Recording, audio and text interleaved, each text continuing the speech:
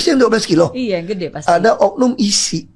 Mesin dari Cina 45 juta pindah semua. Satu truk beda 58 juta. Semua oknum aparat disogok dengan LPG. Semua oknum anggota dewan mintanya sama Pertamina itu apa? Agen SPBE, agen LPG. Coba kalau orang biasa minta agen LPG bisa dapat nggak? Itu katanya online, on off. Ini bullshit toh. Makanya saya usul persis konsep rumah sakit. Oke.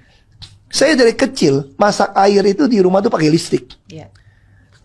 Kompor, oven, listrik. Kenapa? Orang kampung juga begitu. Iya. Karena PT Timah peninggalan Belanda ada pembangkit listrik tenaga diesel yang jalan. Jadi bayar listrik itu per ampere. Nah, saya usul yang sama. Kenapa orang yang ekonomi bawah kita tidak kasih subsidi listrik di 1300 watt? Kalau 450 watt dia masak air jatuh. Karena buatan dalam negeri kayak mas pion segala macam mungkin 800-900 watt. Coba kalau 1300 watt yang dikasih subsidi. Rumah Anda cukup nggak? Satu AC jatuh. Nah disitulah cara mensortir. Betul. Ya dong? Apartemen mungkin Anda mau kasih 1300. It's okay. Tuh kita punya PRTD, kita punya tenaga panas bumi. Kita semua punya Indonesia. Emang jalan udah bakar batu bara bisa nyetop. Kenapa nggak subsidi kasih mereka?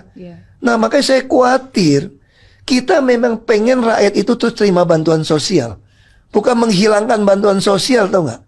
Kita pengen rakyat itu bodoh dan miskin supaya gampang dibeli.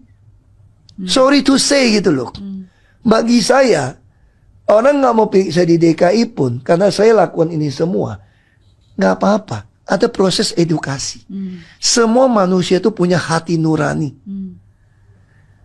Toh kekuasaan Tuhan yang kasih, Tuhan yang ambil. Bagi saya, Tuhan tahu lebih baik. Kata mama saya, kalau kamu tidak kalah dan masuk penjara, kalau kita berpikir, bahwa apa masukin saya penjara? Toh orang yang mau ngambil kursi saya sudah diambil. Karena nggak mau saya bekerja sampai Oktober. Nanti saya punya pasukan merah. Bukan pasukan merah sesuai partai ya. Karena warna hijau, merah, kuning, putih semua ada. Merah belum. Tahu nggak merah itu buat apa? Untuk apa? Ini pengalaman saya jadi bupati. Orang yang ekonomi bawah atau kerja pas-pasan, nggak ada waktu, nggak ada uang nih kerja pas-pasan nih. Rumah orang tua atau rumah dia bocor, nggak ada duit untuk perbaikan. Nah kalau pemerintah menganggarkan duit untuk perbaikan rumah itu, perbaiki rumah tuh nggak bisa dihitung loh budgetnya loh. Pemborong juga takut ngitungnya. Lalu pemerintah waktu saya bupati ambil solusi gampang. Kirim material kepada orang yang ekonomi lemah ini untuk perbaiki rumah sendiri. Pertanyaan saya, dia ada waktu nggak? Nggak ada. Dia punya duit nggak bayar tukang perbaiki? Nggak. Nggak ada. Lalu apa yang lakukan? Semen semua datang. Dia jual lah. Nah lalu saya dari situ saya belajar. Kenapa kita tidak beli material-materialnya itu? Nggak pengadaan pakai e-katalog. E-katalog dong. Oke. Tapi yang kerjanya siapa? Nah disitulah saya mau rekrut tiap kelurahan pengangguran tadi, pemuda-pemuda atau yang orang masih kuat, dilatih jadi tukang bangunan, kerjasama di pabrik keramik, semen, segala macam, atap. Nah kalau dia perbaiki rumah orang tinggal beli material, keramik miring-miring nggak pas juga, orang juga nggak komplain. Tapi begitu dia jadi bagus, dia akan keluar kerja sama orang. Nah ini adalah proses menggabungkan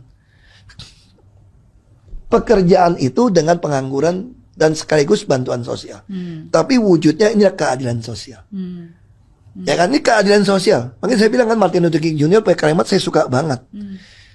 Jadi bilang kalau kekuasaan nggak ada, saya ambil cinta negara, cinta rakyat gitu ya. Kekuasaan tanpa cinta negara, cinta rakyat pasti kasar, sembrono dan korup.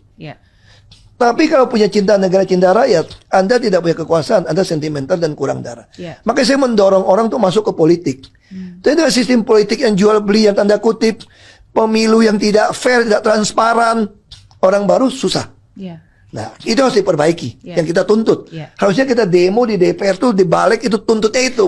Sama ramai-ramai.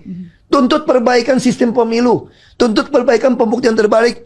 Tuntut pemerintah keluarkan peraturan pemerintah hasil Undang-Undang Nomor 7 Tahun 2006 ratifikasi Konvensi PBB. Di situ ada prinsip harta yang tidak ilegal. Jadi menurut saya tidak perlu ada undang-undang perampasan aset.